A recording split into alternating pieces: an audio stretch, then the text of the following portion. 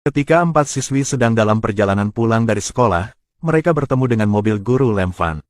Melihat hari akan gelap, sang guru ingin mengantar mereka pulang. Jadi dia membawa siswa-siswanya ke persimpangan terdekat. Setelah itu, dia pulang sendirian.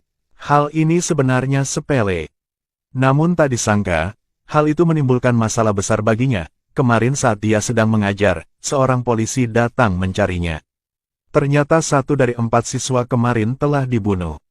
Dan kemudian dibuang mayat ke sungai. Forensik menentukan bahwa sebelum dia meninggal, dia dipukuli dengan kejam. Dan juga diperkosa oleh si pembunuh. Selain itu, kumis kedua sisi korban juga ditusuk oleh pelaku. Trik pembunuh yang sangat kejam membuat kasus ini menjadi pembunuhan yang mengerikan. Orang terakhir yang berinteraksi dengan gadis itu adalah guru Lem Fan.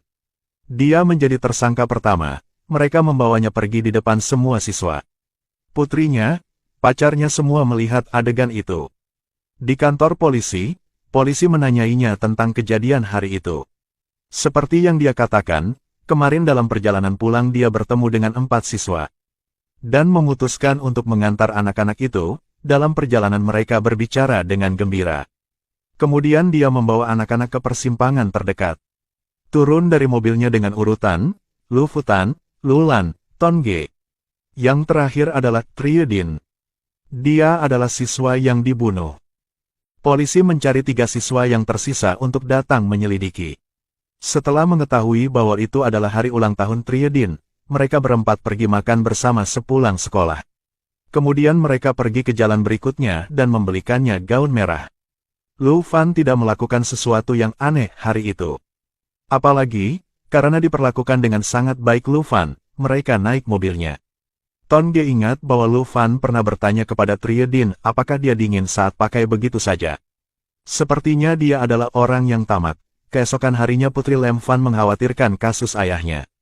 Jadi dia pergi mencari ketiga gadis itu, berharap mereka bisa membantu ayahnya. Ketiganya mengatakan mereka hanya akan menceritakan apa yang mereka ketahui, membiarkan polisi untuk mengurus sisanya. Setelah menahan Lem Fan selama 48 jam, polisi terpaksa membebaskannya karena tidak ada bukti.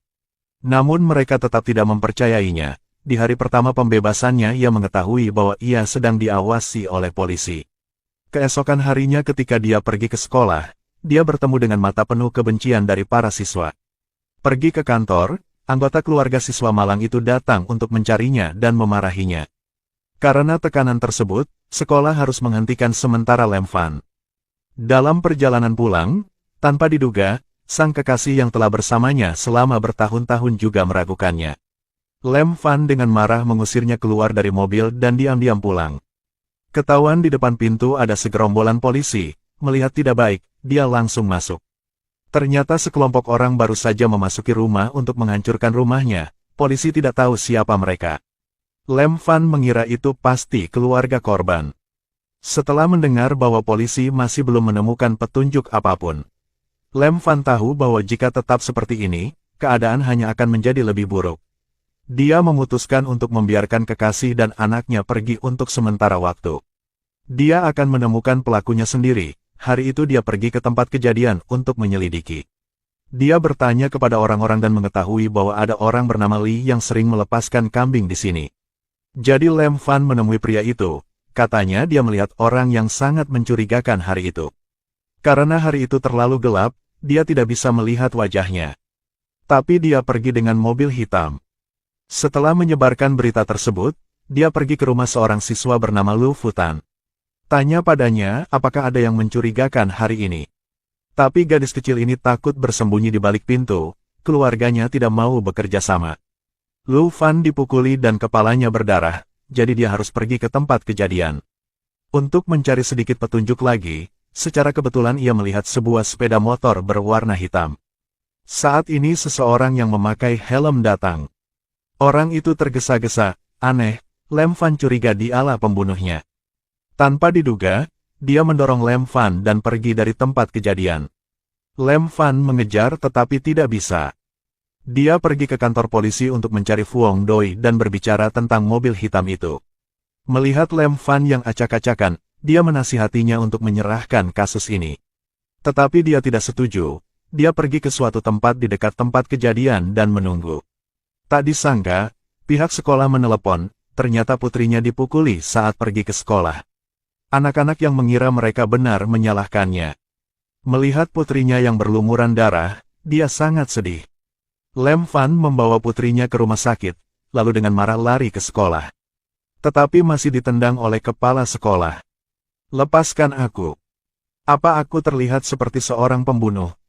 "Tenanglah. Aku terlihat seperti seorang pembunuh, kan? Sekali lagi, apakah aku terlihat seperti seorang pembunuh?"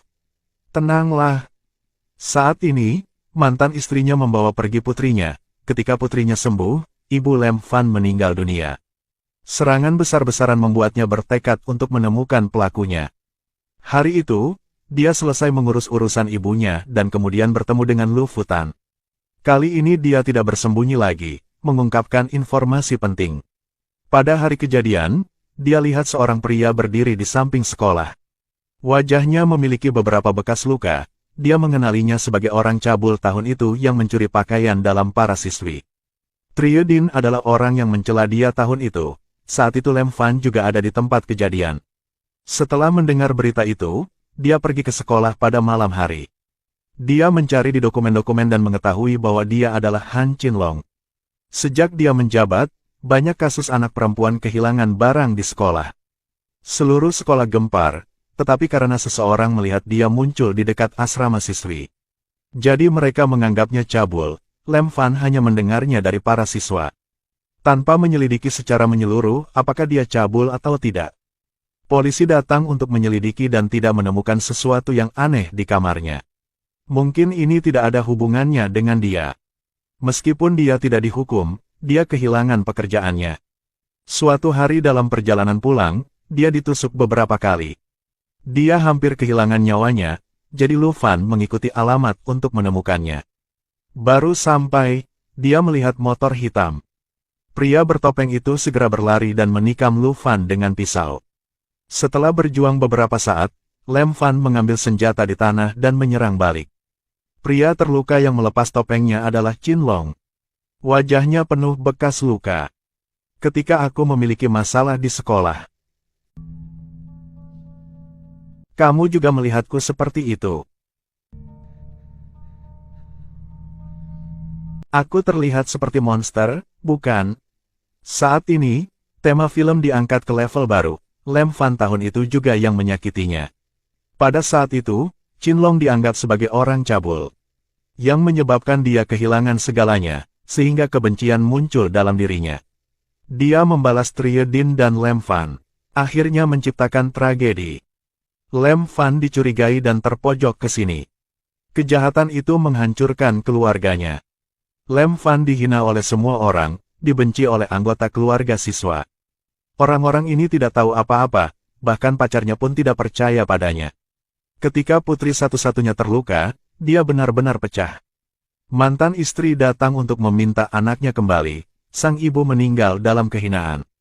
Dia benar-benar terlalu tenang, dia bahkan tidak bisa mengangkat tangannya untuk menyerah. Seseorang yang tidak tahu kapan akan jatuh di tengah kekejaman. Lem Fan terbukti murni dan kembali ke sekolah.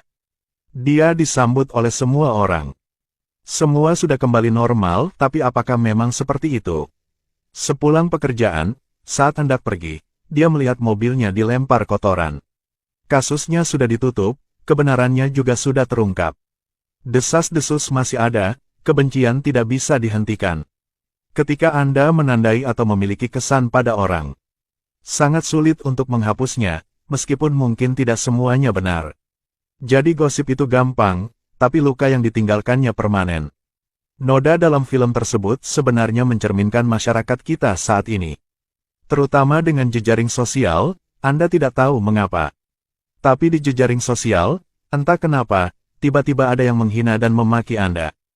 Itulah tragedi dunia saat ini.